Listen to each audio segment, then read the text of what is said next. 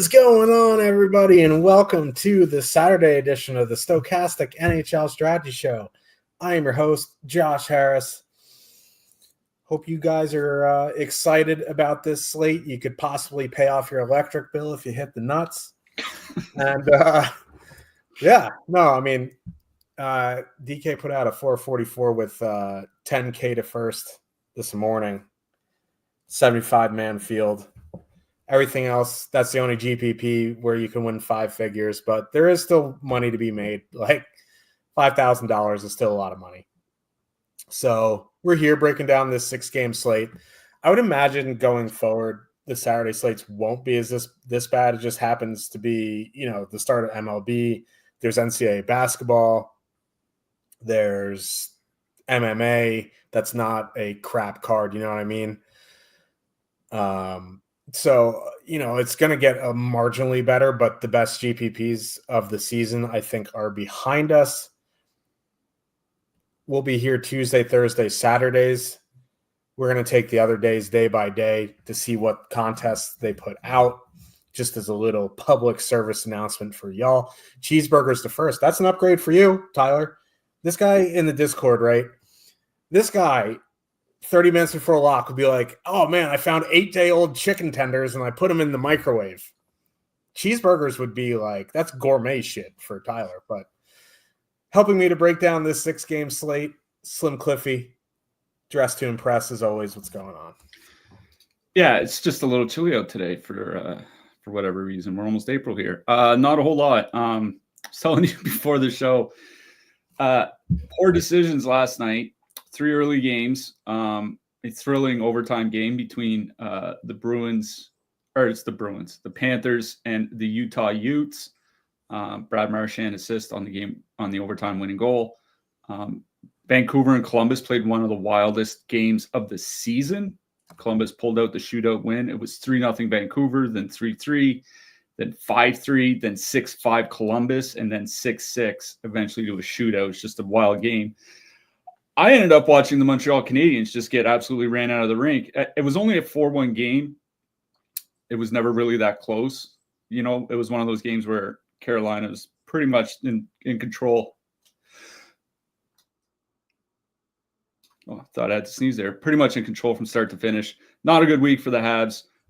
Lost to the Blues, lost to the Flyers, now a loss to the Hurricanes. Really hurts playoff chances, but that was last night. Tonight is tonight. Columbus is back on the slate, playing a back-to-back.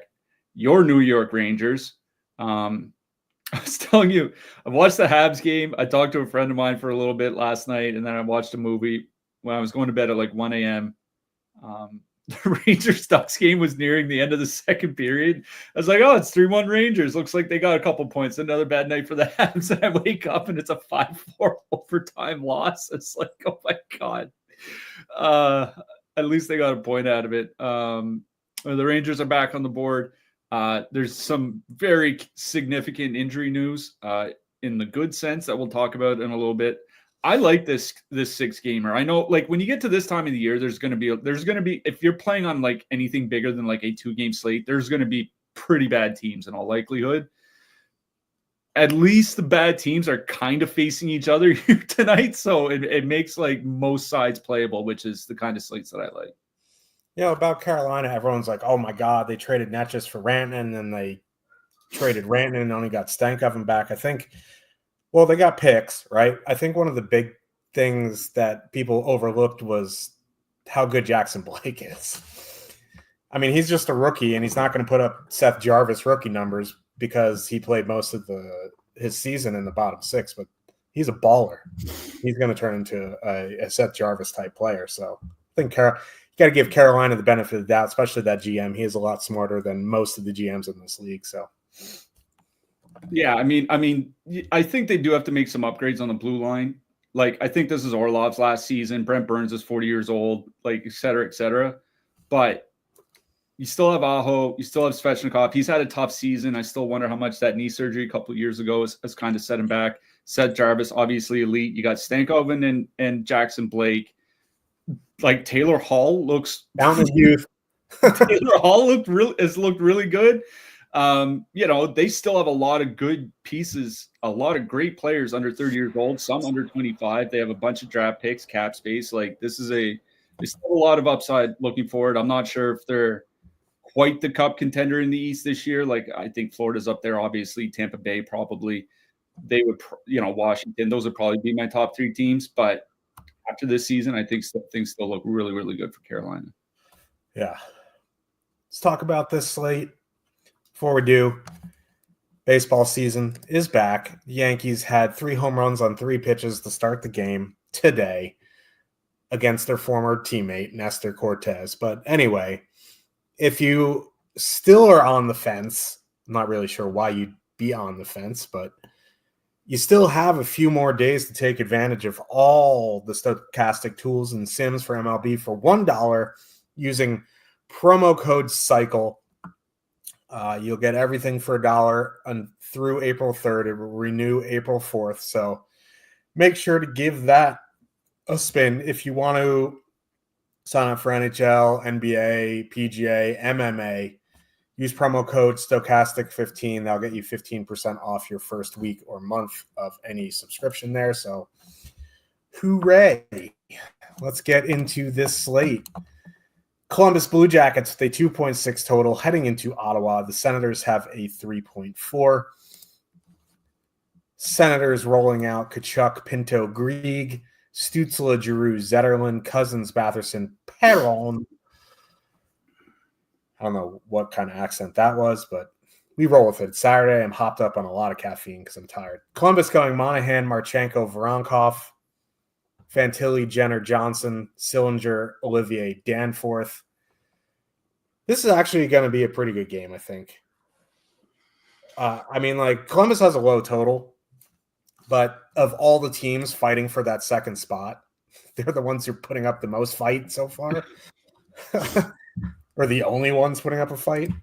They obviously had that overtime game yesterday, but, going into Ottawa,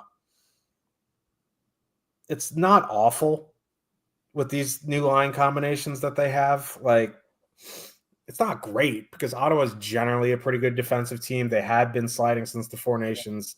The penalty kill has been sliding a little bit, but, it's a pretty good matchup here. 15,400 for the Monahan line is really cheap for them. They're fully correlated. Their numbers have been, great all season. They've been fine since Monahan has come back. It's not the best 5-on-5 matchup. It's not the best power play matchup, but they're coming in with positive leverage as a mid-range stack. They're coming in with 4% less ownership projection than the Stützle, Giroux, Zetterlund line for $700 more. I'd rather play the Monahan line there. So I don't mind Columbus one. Do I get there in single entry? I'm not sure, but 3, 5, 10, 20, whatever the lottery is, 69 max, we'll call it. I'm definitely in on Columbus one. Columbus 2 is fine. They're just more expensive than the top line.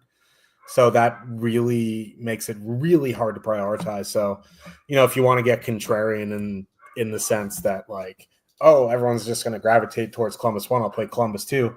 I think that's more for MME. I'm in on Columbus 1.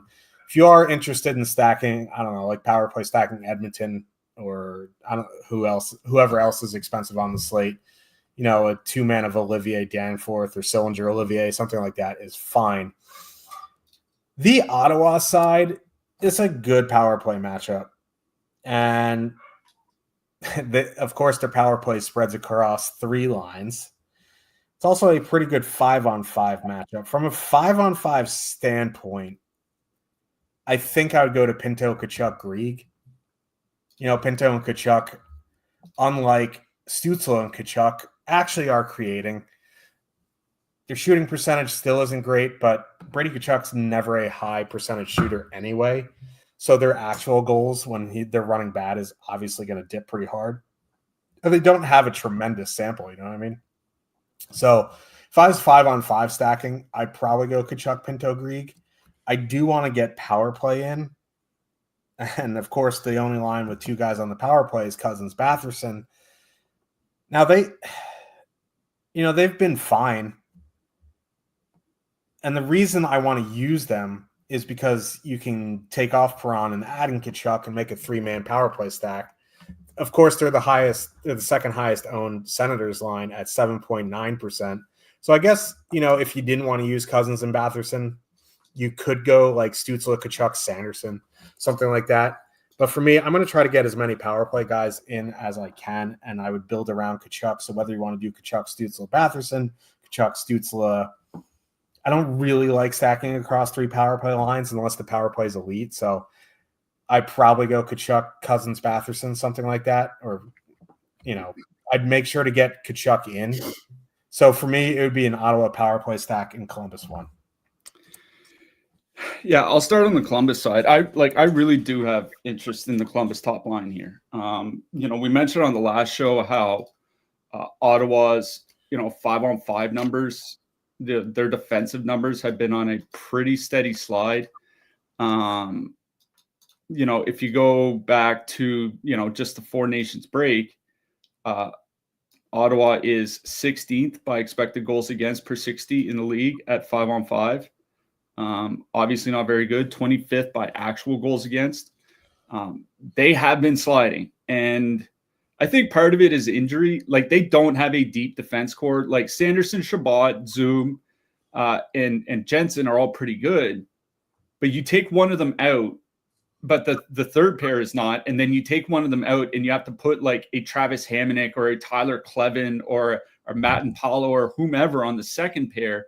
That makes them a lot weaker. So you go from 2 very good pairs to 1 very good pair, and half your ice time you're getting buried. I do think that's what's kind of hurting Ottawa right now. And that's Columbus top line. It was up until Monahan got hurt, it was one of the best 5-on-5 lines in the league.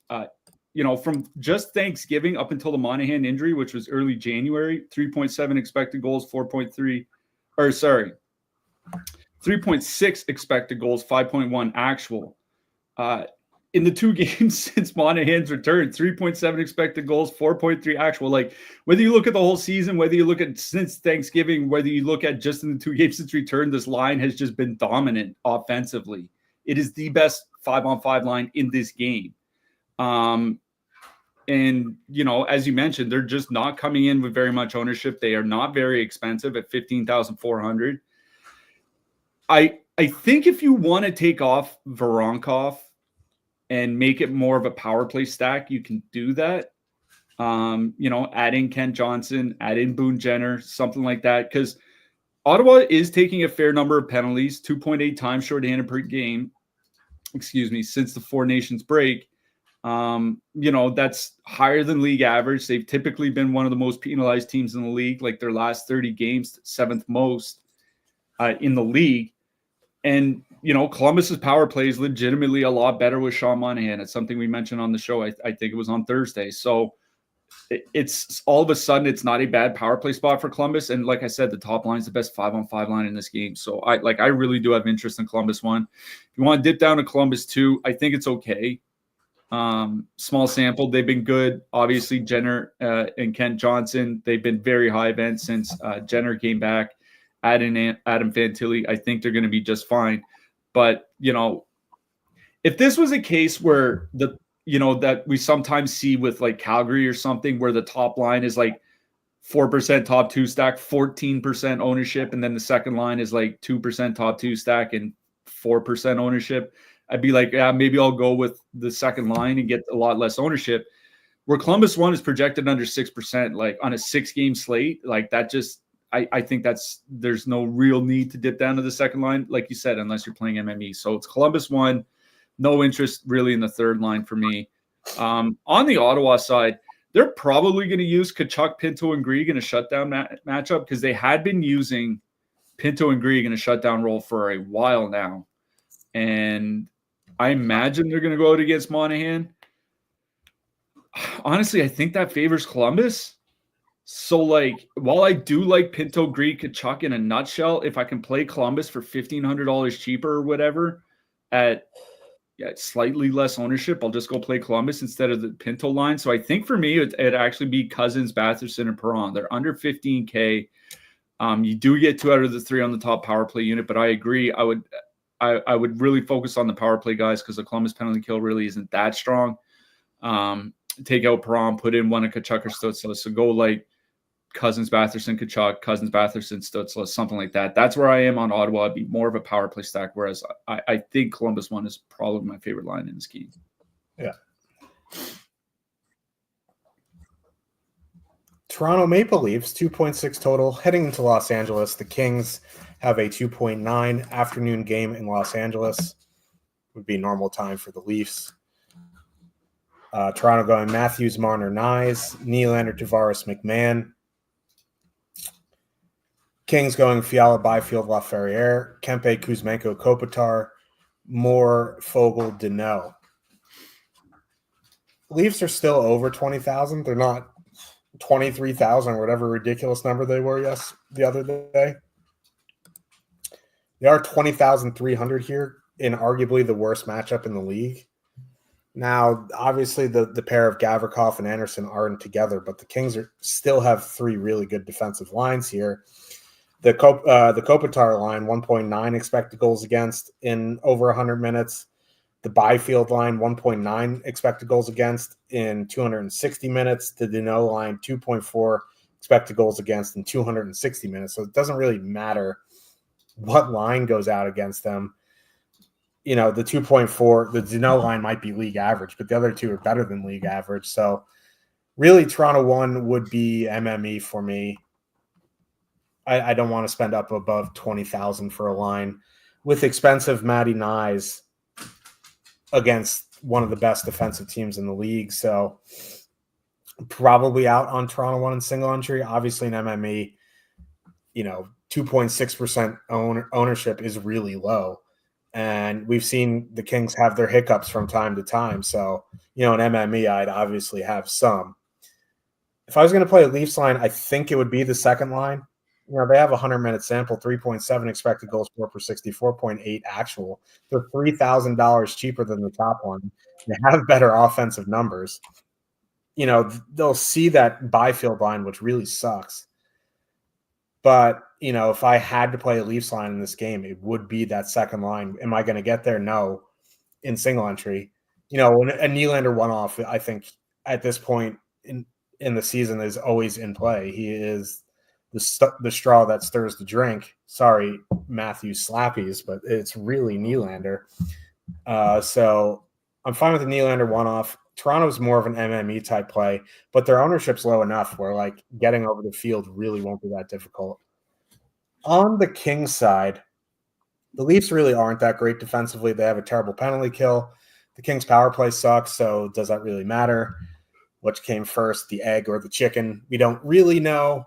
So for that reason, I'm just going to go to the Byfield Fiala Laferriere line, 14,500. They have a little bit of negative leverage, but they're going to see, second and third line matchups from the Leafs. Their minutes have been up and down, but we've seen this line way more expensive. And at 14,500, if they play 15, 16 minutes, that's fine. If you are interested in the power play and you think, maybe they can get it going because the Leafs penalty kill sucks, Kempe, Kuzmenko, Kopitar are fine. They're coming in at 3% projected at 15K. At 5-on-5, their creation isn't great, but they have 3.6 actual goals. So, they've been shooting a fairly high percentage. Maybe you can ride that wave and you can ride a power play goal as well. So for me, it would be Kings 2, then Kings 1. I don't mind Toronto and MME. I think my favorite thing on the Leafs side would be a Nylander one-off. Yeah, this isn't a great matchup for Toronto, obviously. Only a 2.6 total for this Leafs team, even as they're not playing that well, is fairly low. They did beat the Kings 6-2 earlier in the season. Matthews had a 3-point game in that game. Now, that was with David Riddick in net. I think Darcy Kemper had just gotten hurt. So a little bit of a different situation. But we had just already this season, we have seen the Toronto just beat the piss out of Los Angeles. And this is only a 6-game slate. And to the point about playing tough defensive teams, Toronto's played Colorado twice, in the last month. in both games, Austin Matthews had over 20 DK points. So he can do it in just about any single matchup. And this is a 6-game slate where Austin Matthews, his projected ownership is under 4%. It's one of those situations that we always talk about, like when Connor McDavid is on a slate and like it's a 5 or 6 game slate or whatever, and it might be a tough matchup, but it's still Connor McDavid at like 3 or 4% ownership. It's like, well, it's still Austin Matthews at 3 or 4% ownership. You know what I mean? That's what's giving me pause here is like, this line is, I think it's $2,700 cheaper than they were in their previous game, the one against San Jose. And Austin Matthews, while he's not one of the top projected, players on the slate, that's David Pastrnak, Artemi Panarin, we'll talk about them later. He's the second highest projected center on the board, and he's coming in at 4% ownership. Like, at the very least, I like one off William Nylander just fine if you want to get away from that, top pair from Los Angeles or the shutdown line or whatever. But like even like a one-off Austin Matthews, like this is a guy where, Joel Edmondson or Jordan Spencer, somebody makes a mistake and it's in the back of the net. Like that's what kind of worries me here is like, it's not like Matthews is coming in with like 13% ownership. The projected ownership is under 4% on a 6-game slate. Like, I'm not super stoked about the Leafs in this matchup, particularly at that ownership. I think you kind of do have to consider them. I will say they haven't been playing particularly well. 170 minutes since the Four Nations. The top line's at 2.8 expected goals, 2.2 actual goals per 60. Matthew Knies just over 2 shots per game in that stretch. So like if you just want to do like a Matthews one-off, Matthews Marner 2-man, like those types of thing, I think it's just fine. I do think in any kind of contest, you have to consider Toronto here just because there's no ownership. And this is, aside from maybe David Pat, like Austin Matthews is the most talented player on this slate. And it's a slate that has Leon Draisaitl and David Pastrnak on it. So like, I don't really like the spot for Toronto, but considering there's no ownership and it's not that big of a slate, I do think you really have to consider them. On the Kings side, like, I don't really have a ton of interest in that Kopitar line. 15K, 3.4% ownership, 3.7% top 2 stack. They haven't really been that good. 2.3 expected goals. Now 3.6 actual goals per 60, which is good, but it's shooting 14.5%. It's like if they were shooting 10%, which was still fairly high for the Kings, it would be a league average scoring line. So, like, I know they're perfectly correlated, and if you're perfectly correlated and you're going to play 16 to 18 minutes and you're at home and you're facing a bad penalty kill, you do get consideration. But I just don't think that they're a very good line. So I think I'm on Fiala, Byfield, and Lafreniere here. They're not going to go out against Matthews that much, which means you get the Tavares line, which means you get the third line, especially like that. Scott Lawton on that third line. Like they've been okay. Like they've not been good, but they've been okay in a small sample. If that Byfield line gets any ice time, it gets a line that's, even a little bit below average, it heavily favors that Byfield line. And, they have been really, really good together. 2.7 expected goals, 3.4 actual goals per 60, shooting 10.5%. That's perfectly in line. Byfield has been getting the most ice time out of all their players. Fiala's on the top power play in case the power play does get there. So I think for me, it is the Fiala line I like best in this game. But the more I've been thinking about it, the more I've been giving consideration to Toronto, just because nobody's playing them. And Matthews and Marner might be, considering all the injuries and everything elsewhere on the slate, other than maybe Columbus, which is weird to say, Matthews and Marner might be the most talented offensive pair on the board. So it's just something that's just burrowing in my head. I'm going to remember that in 2027 when we're talking about Celebrini and Will Smith, but only because they're going up against the Rangers, and the Rangers are a fucking trash can organization. But anyway, Boston Bruins, speaking of trash cans, with a 2.5 total heading into Detroit, the Wings have a 3.4. That's why I get paid the big bucks. My transitions are dynamite. Wings loading up the top line. Larkin, DeBrincat, Kane, Second line of Raymond, Casper, Rasmussen. Guys on the bottom.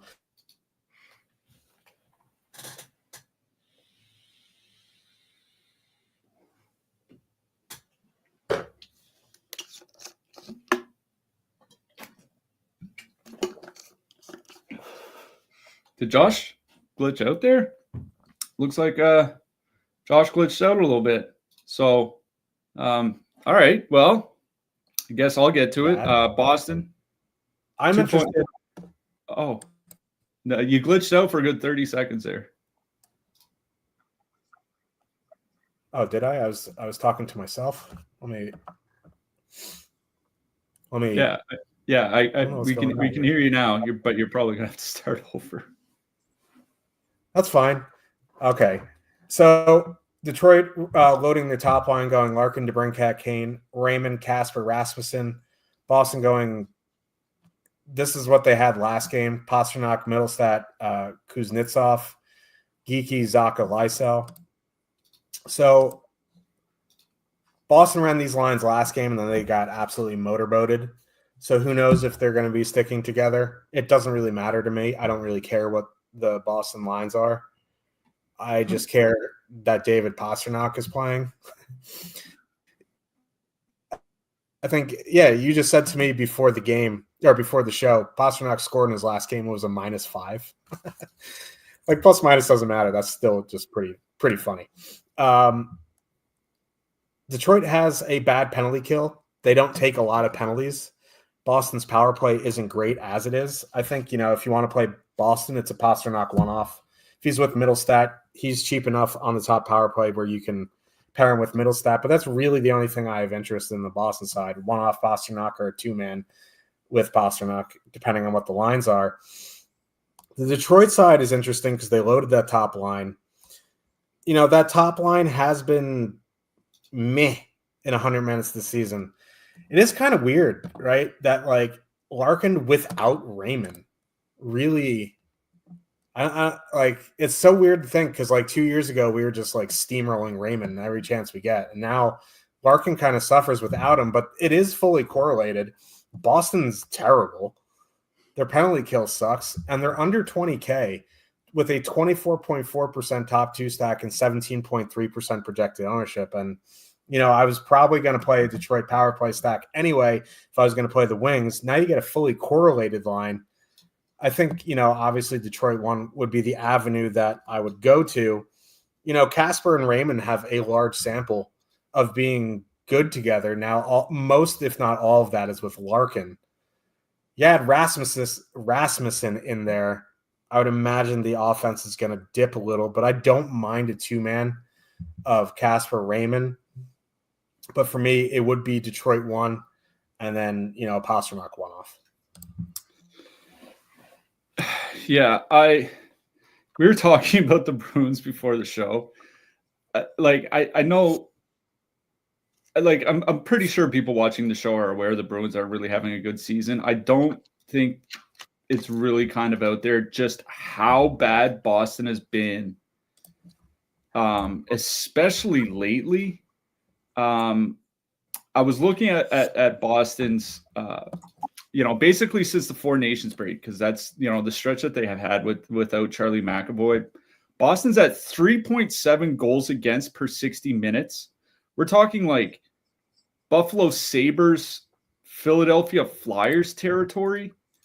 Since the Four Nations break, they are dead last in the NHL by goal share.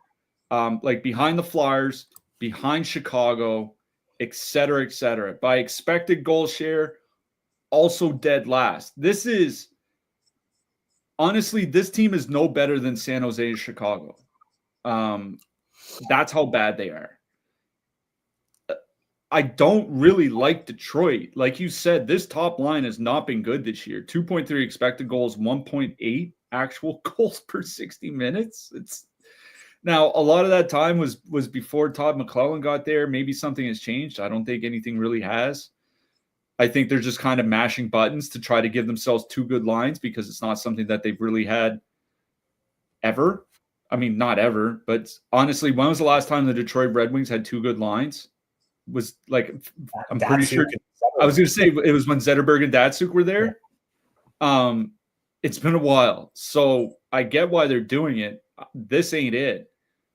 But even as bad as this is still better than whatever Boston has, which is what gives me interest in the Red Wings. I think if I were to do something here, it would probably be just flat out a full Red Wings power play stack, because I'm not in this good of a matchup, and the Detroit Red Wings are in a great matchup tonight. And considering they're at home, they might be in a better matchup than the Rangers are going into San Jose, considering the Rangers are on the road on a back-to-back. That's how bad Boston is. But I don't want to play that Red Wings team without Raymond. Yeah. Whether he's actually going to be any good with Casper, without any of like DeBrincat or Kane or whatever on the other side. I mean, we'll see. But he is he's up to like 72 points this year. He is integral to their offense, especially on the power play. There's a lot of ownership coming in on Detroit, which I think is kind of expected. But Larkin's almost 20%, DeBrincat's almost 20%, Patrick Kane's at 13%. Like, you add in Raymond, who's only around 10%. It gets pretty unique. It is a good power play spot. The Boston penalty kill has been better. Has generally not been good this year, and we know how good the Detroit power play has been. So for me, it's just a full-on Detroit power play stack. If you want to play Detroit 1, leave Lucas Raymond off. Like, I'm not going to say, don't do it. I just think if I were to play Detroit here tonight, I would probably just stuff my lineup with Detroit, because this is a great home matchup for them. On the Boston side, like you said, David Pastrnak went off. Honestly, there's just not a whole lot of else. Like, I was looking at Pavel Zacha and Morgan Geekie in their minutes without Pastrnak. 40 shot attempts, 1.8 expected goals for per 60. Like, that's like fourth line from Chicago stuff, and this is the second line for the Boston Bruins. Lindholm and Koepke on the third line, they're even worse offensively. So, like, there's just not a lot there. Like, Middlestat, Pastrnak 2-man, Pastrnak went off. That's about it. Like, this Bruins team, they're hard to watch at this point. Like, I'd rather watch the Chicago Blackhawks. Yeah, they're terrible. And I was just looking up Larkin and Raymond together this season, 2.74 expected goals per 60. Larkin without Raymond, 1.94. Raymond without Larkin is at 2.26. So they both need each other. So just weird that they would stack that line without Raymond on it, but who knows? Calgary Flames. I mean, the reason they do it is because Kane, you can't put DeBrincat and Raymond on the top line and have your second line be like, Casper, Kane, whomever. Like, they're going to get their ass beat. I mean, they're going to get you could put DeBrincat on the second line, but is DeBrincat, he's pretty good offensively. Can he drive the line offensively? Like, maybe not. They're just running out of options.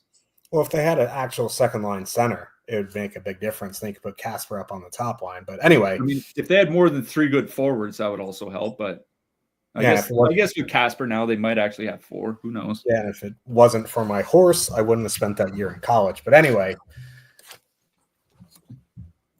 Calgary Flames with a 2.7 total heading into Edmonton.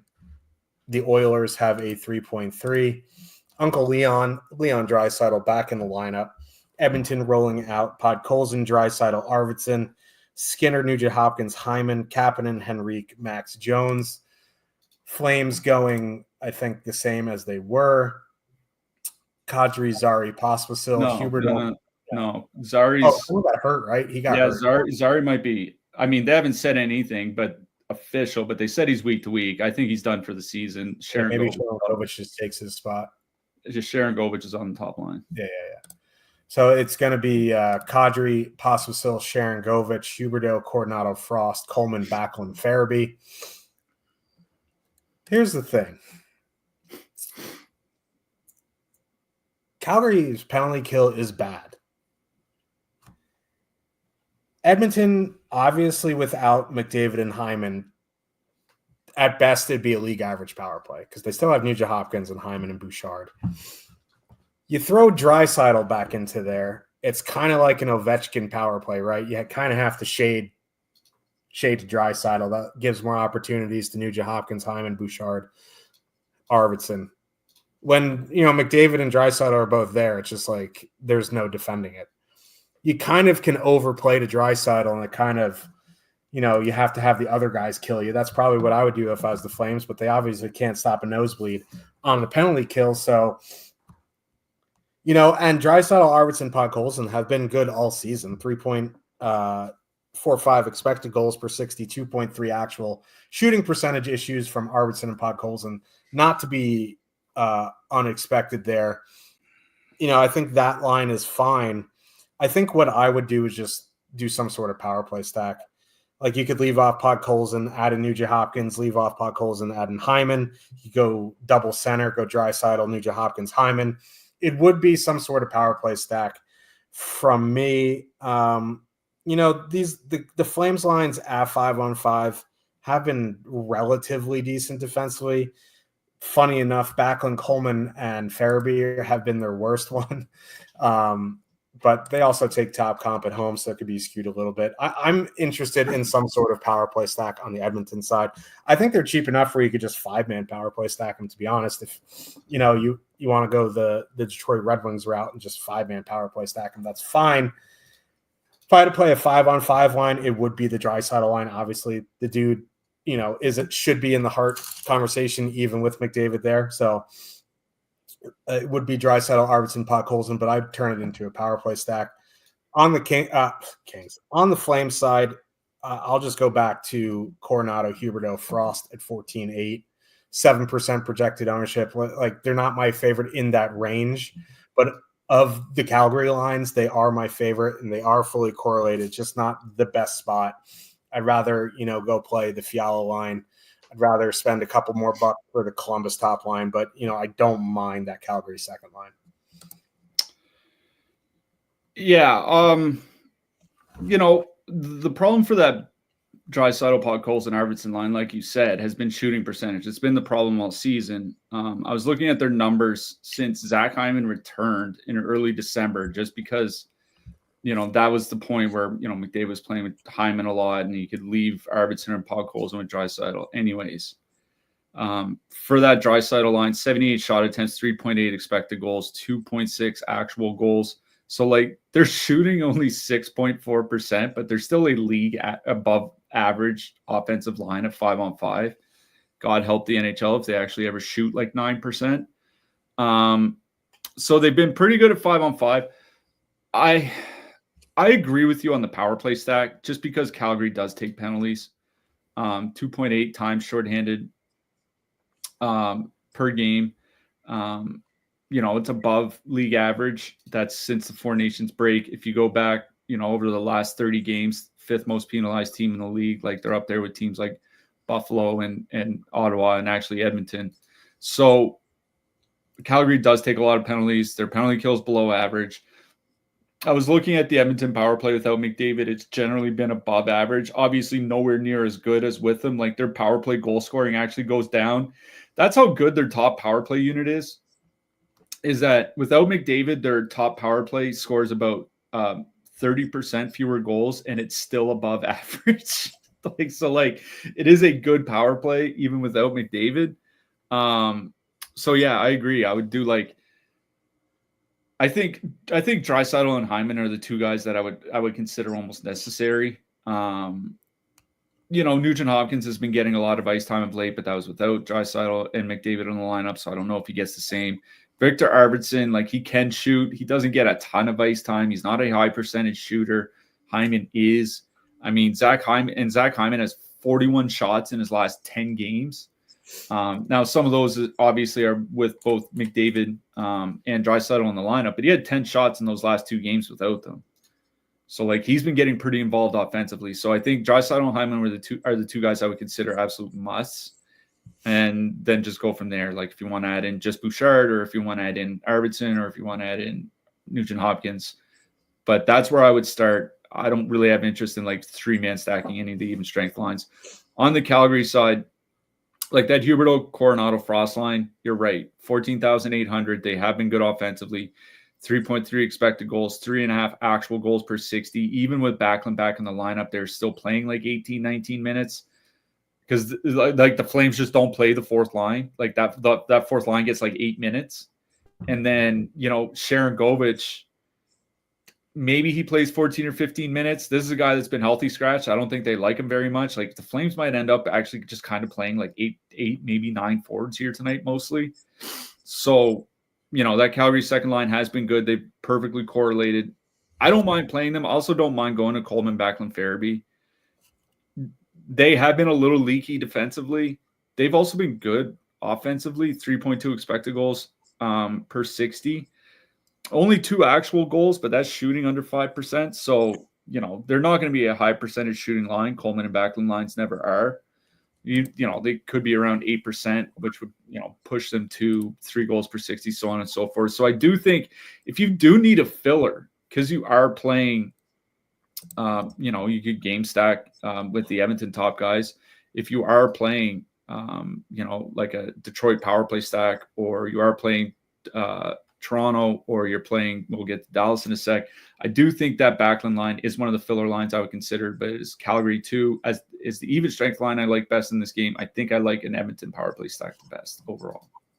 Yeah, Hyman's still a pretty high volume shooter, whether McDavid or Draisaitl are in or out, regardless, because he's an underrated net front, just because they're like, oh, McDavid and Draisaitl are on the team, but he had 50 goals just camped out in the blue paint last season. So, yeah. The garbage bowl here. New York Rangers, they 3.3 total.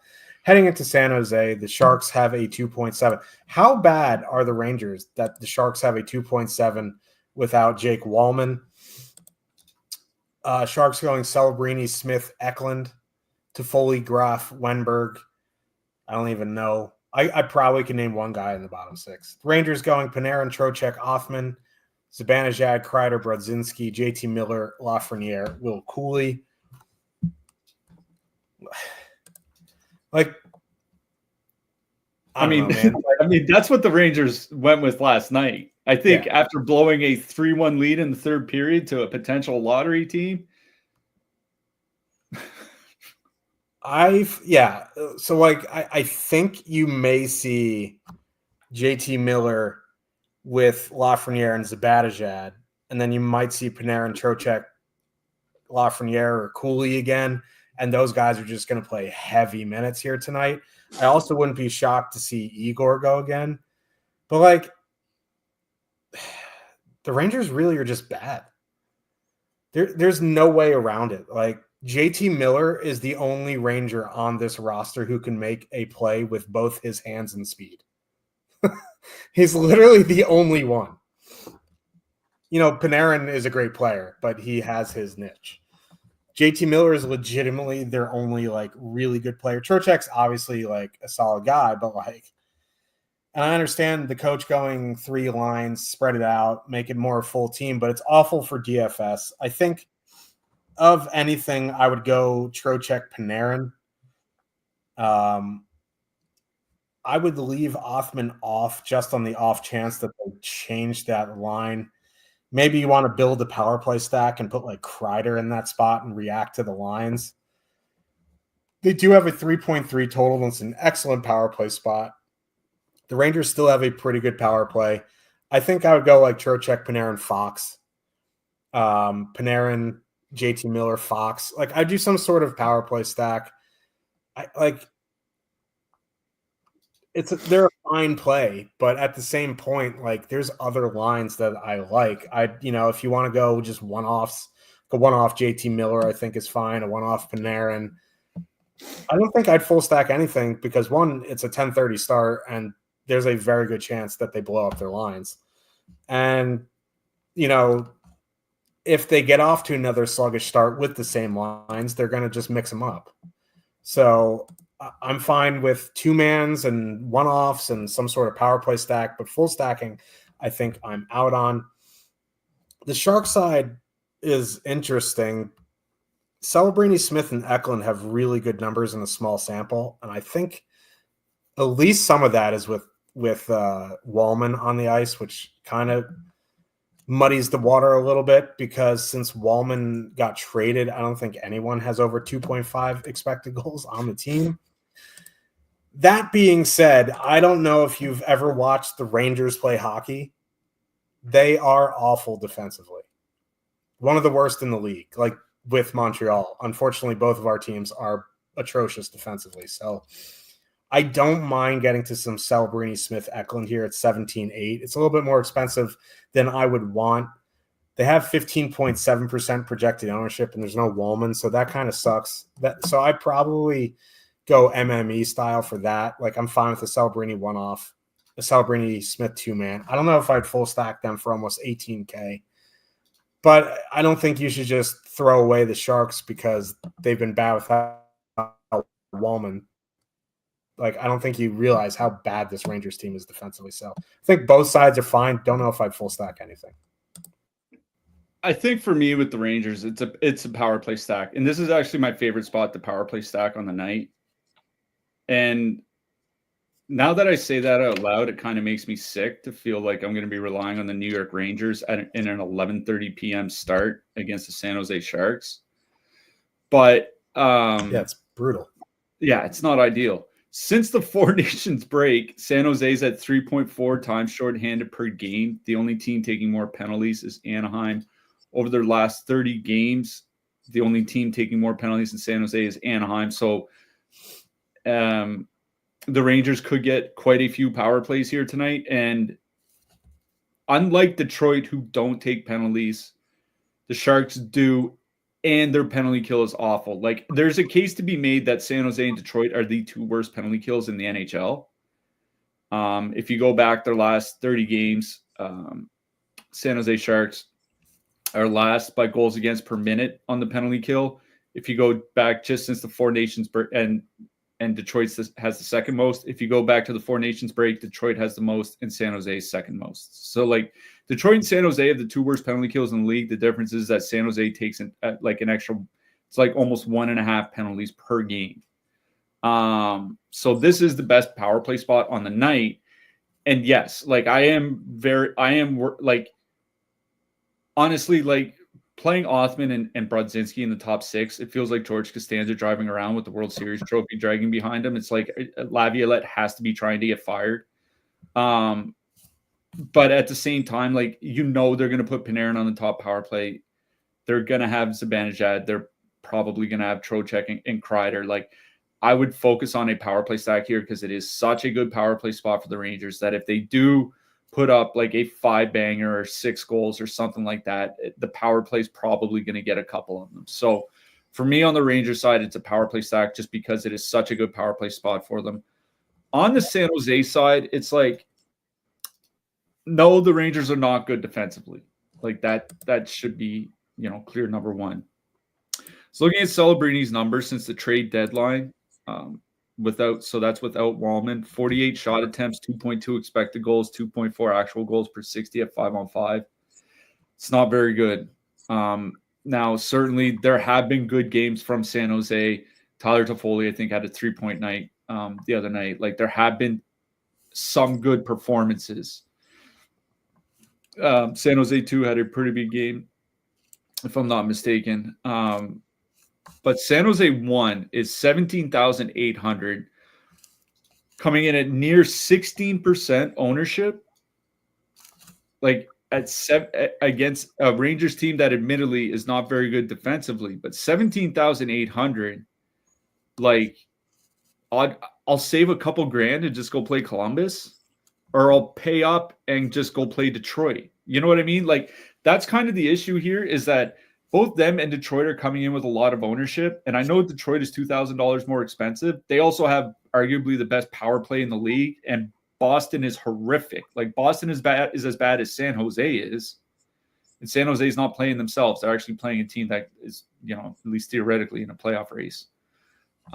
So considering all the ownership on San Jose 1, I'd rather go play pay an extra $2,000, go play Detroit, or save a couple grand and go play Columbus. That's just kind of where I am. Like, they're kind of in no man's land for me. So I think if anything on the San Jose side, it'd be going back to that second line there's a lot of ownership coming in on that second line, 13.4%.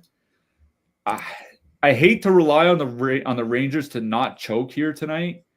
This feels like one of those nights where I'm not going to have any San Jose Sharks in my lineup, and I'm just going to hope that they don't go nuts, because considering all the ownership that's coming in on the second line, and considering that I think there are better spots, either a couple grand more expensive or a couple grand less expensive than the top line, I'm just kind of out on the Sharks. So I think the only thing I'm really interested in this game is a Rangers power play stack. This game sucks. This game sucks too. Dallas Stars with a 3.2 total. Heading into Seattle, the Kraken have a 2.8. Dallas going Robertson, Rantanen, and Hintz. Duchesne, Granlund, Marchment. Johnston, Ben, Dodonov. This just came out like 10 minutes ago. They said Dallas is going 11-7 tonight. Oscar Back and Colin Blackwell are sitting. God knows what that's, what kind of lines and combinations they're going to run, but Dallas is going 11-7 tonight. That's kind of annoying. Can we talk? How is Dallas missing Miro Heiskanen and Nils Lundqvist, and they're playing 7 defensemen here tonight? I don't know. Sorry to cut you off. Anyways. I really don't know. I don't even know who their 7th defenseman would be. Who cares? Yeah, I don't. I saw in practice yesterday, Jared McCann wasn't there and Stevenson was on the third line. Yeah, they said Stevenson's a game time decision. McCann was maintenance. Oh, okay. But if Stevenson's in, I don't know what the lines would be. Exactly. That's what I mean. Is McCann going to the fourth line? McCann or Wright probably going to the fourth line. I mean, I don't have a ton of interest in Seattle anyway because, they're not ideal.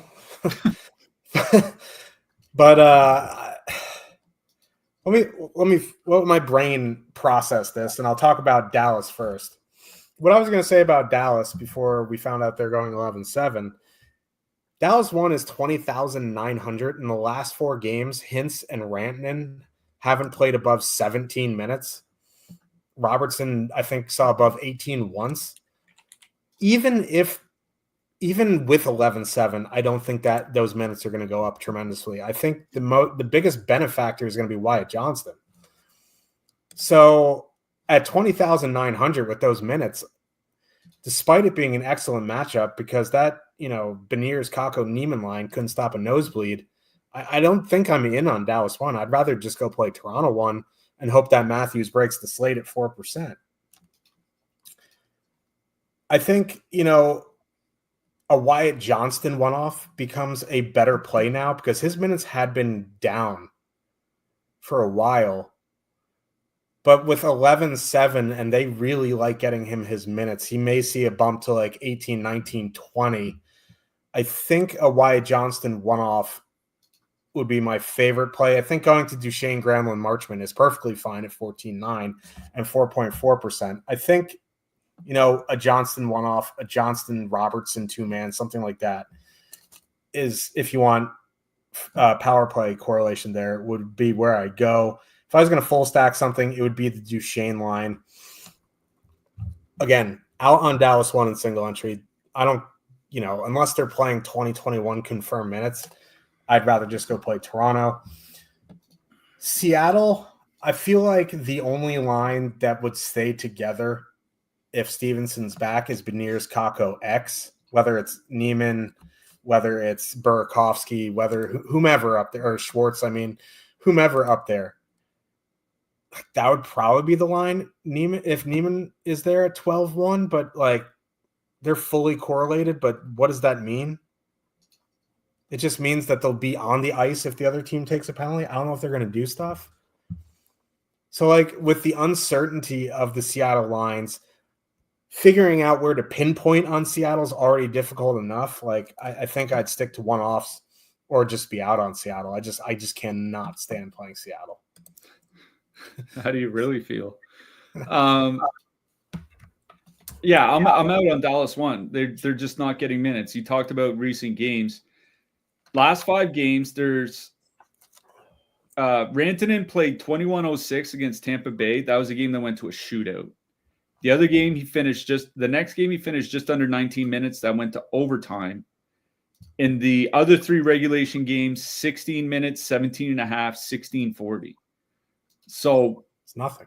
Right. Like there are a couple games where he's playing like 19 to 21 minutes. Those are games that go to overtime / shootout. So if this is a regulation game, he's not going to get a ton of ice time.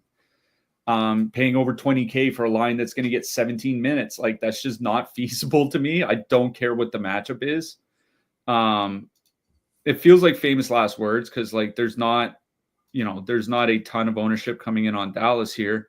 2.3% ownership, 15.9% top 2 stack. They are in a better matchup than Toronto is. But if I'm going to play a low owned line for over 20K, like Austin Matthews is Draisaitl's having the better season. I still think Austin Matthews is the better player. He's the best player on the slate. Matthews and Marner are coming in with similar ownership as Dallas, and they're going to play at least 19 minutes, if not 20 plus, even if it's just a regulation game. So I'm with you. I'm out on Dallas 1. Dallas 3, like you said, if you want a one-off Wyatt Johnston, I think that's fine because he's probably going to play 18, 19 minutes now that they're going 11-7. Maybe the top line gets to like 18, 19 minutes with an 11-7. I don't know. Yeah, but even then, it's like 18, 19 minutes, like for a line that's 21,000.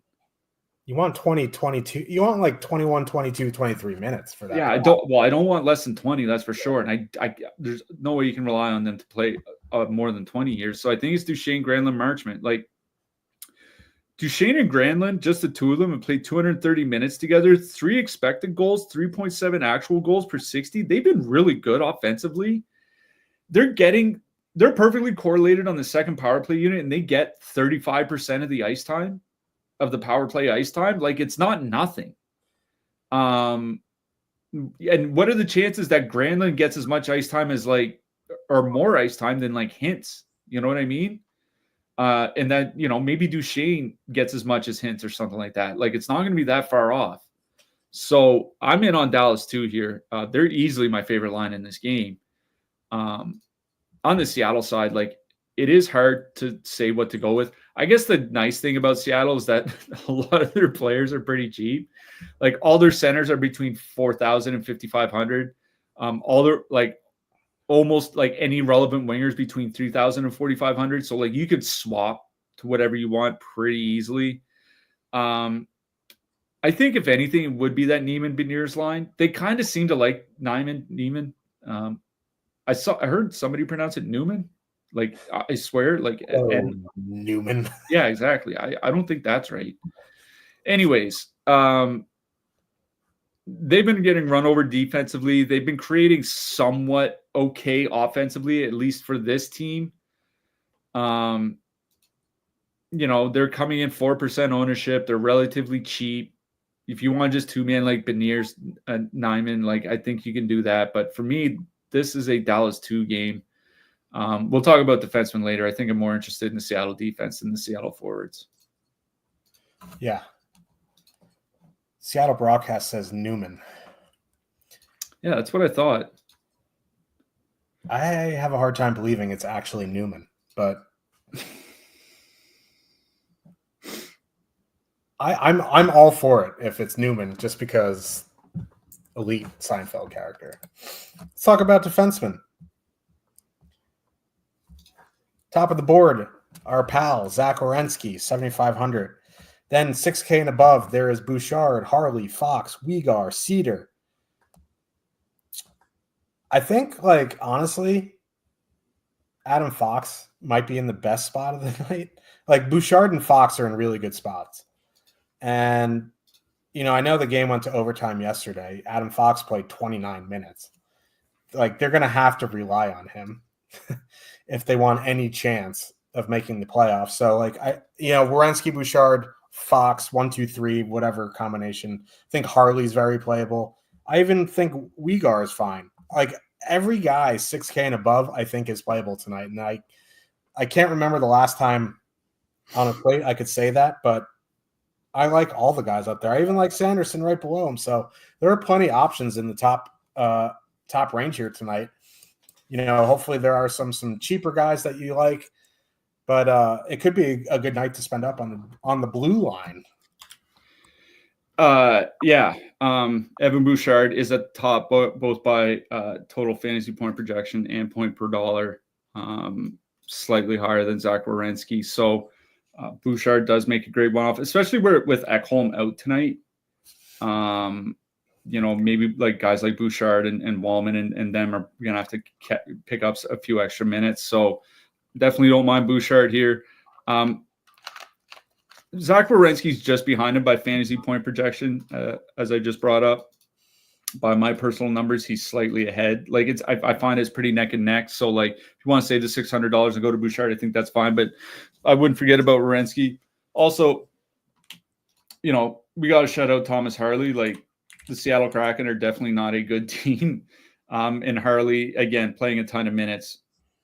31, 25, 24, 23 and a half, 24 and a half in his last 5 games. So I do want to shout out Thomas Harley here. Mid-price range. The Ottawa guys, Sanderson and Shabbat. Obviously, I prefer Sanderson for the power play potential, but I think they're definitely both in play. Darnell Nurse, again, with Ekholm out. I do like the Edmonton defenseman here. Vince Dunn, certainly, from Seattle. Esa Lindell. I don't mind Lindell. The fact that they're going 11-7, theoretically, that should cut down on the ice time for the Stars defenseman. What I find happens often is that the top guys still get their top minutes, and it'll be the secondary guys like Lyubushkin or Matt Dumba or whatever that gets their ice time cut rather than like Harley or Lindell. So I don't mind Lindell.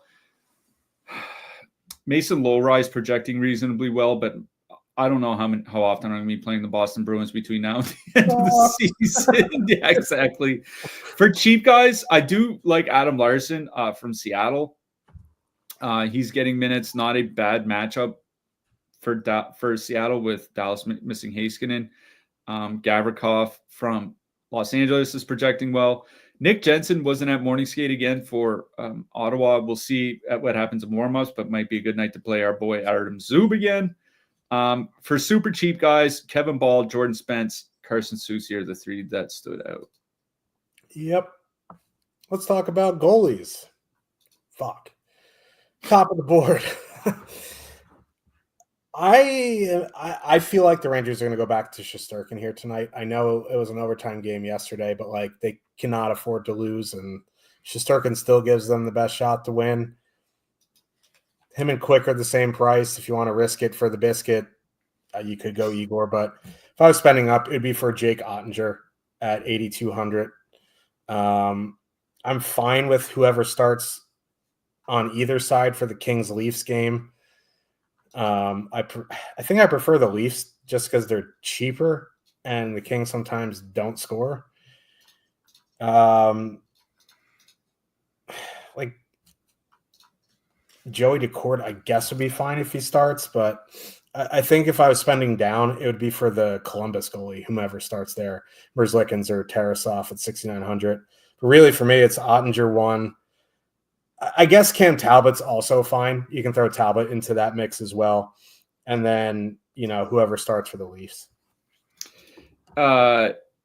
Yeah, Cam Talbot has the highest shutout percentage of any goalie on the board here tonight. His fantasy point projection and Stochastic is also leading the way. I do like Talbot here tonight. I worry it's going to be one of those like 2 goals against on 17 shots because the Bruins, God knows that they've been terrible at generating offense. You don't want to get just 9 or 10 points from your goalie, but sometimes there are some nights where you're like, damn, I wish I just only got 9 or 10 points from my goalie because they went like -7 and got yanked. I don't mind Talbot here. I hesitate to say that I don't mind Calvin Pickard. He's definitely not having a good season, and I don't trust the Edmonton Oilers, but it's not as if Calgary is a team that typically fills the net. And again, we always say they generate a lot of volume, but not much quality. I think Talbot is the expensive goalie I like here tonight. going down. If you want to go play Dustin Wolf instead of Pickard, I think that's fine, especially with no McDavid. He's only 7,300. You don't need a monster game for him. I also had Tarasov highlighted personally, just because he is so cheap, and Ottawa has struggled to score 5-on-5 at times. I'll shout out. Hold on a sec. Sorry, I didn't mean to start yawning there. Also, shout out whoever decides gets the net for Toronto. I imagine it's going to be Stolarz after what happened the other night to Woll in San Jose. The Kings do struggle to score at times, and Stolarz has generally been pretty good this season. So I don't mind Stolarz. Like, if you don't want to pay all the way up to like 8,300, you don't want to go all the way down to Tarasov at 69. I think Stolarz in between the 77 is just fine. Yep. We will be back for sure on Tuesday. Like we said at the beginning of the show, Monday, Wednesday, Friday, we're going to play by ear. If the contests are worth it, we will be here. Otherwise, we'll see you Tuesday, Thursday, Saturday. Who you liking for your hat trick pick? I'm going to take a guy from a team that should win tonight, is in a great matchup. Oh, no. I have a feeling that they're going to lose. Oh, God. But we'll see what happens. No, Alex DeBrincat. Oh, thought you were for sure going to Rangers there. I don't know who I want to go here. I got to go with my boy here, Kent Johnson. Yeah, I like it. Do like Columbus here tonight. So we'll see you guys on Tuesday. We'll see you in the Discord. If you're interested in seeing what 8-day-old chicken tenders look like, 6:38 Eastern, daily deposit Frostback usually lets us know what the microwave looks like. Good luck, everybody, and we'll see you on Tuesday. Good luck tonight, everyone.